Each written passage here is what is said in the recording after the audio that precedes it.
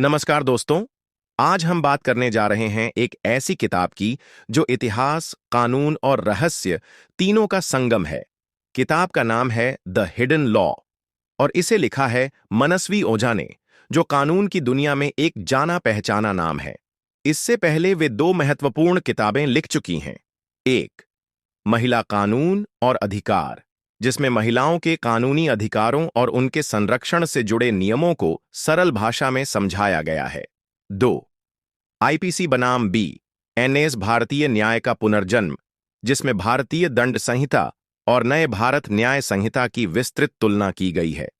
लेकिन the hidden law ये इन दोनों से बिल्कुल अलग है। किताब की कहानी और विषय, ये किताब हमें ले जाती है प्राचीन नालंदा विश्वविद्यालय के उन गलियारों में जहां सिर्फ ज्ञान नहीं बल्कि सत्ता, विचारधारा और कानून से जुड़े ऐसे रहस्य छिपे थे जो आज तक सामने नहीं आए थे।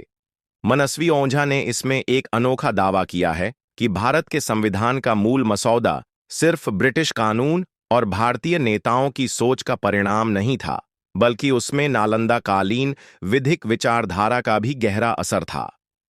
किताब में विस्तार से बताया गया है नालंदा के पुस्तकालयों में संरक्षित प्राचीन विधि ग्रंथों का महत्व कैसे इन ग्रंथों के अंश हजारों साल बाद भी संविधान की संरचना में परिलक्षित हुए और क्यों यह इतिहास आधिकारिक रूप से कभी किताबों में नहीं आया।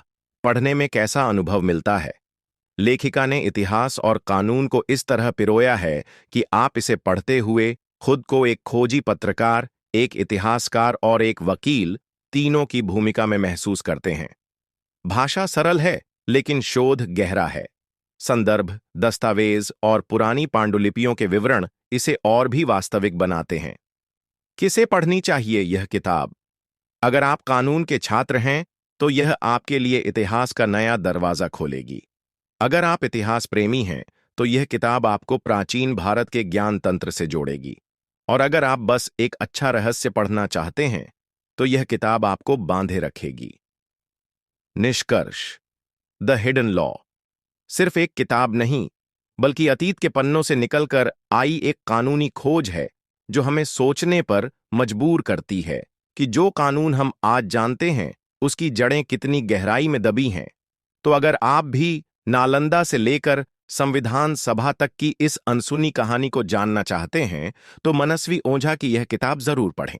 यह किताब ई बुक और पेपर बुक दोनों फॉर्मेट में अमेजॉन पर उपलब्ध है, जहां से आप इसे आसानी से मंगवा सकते हैं।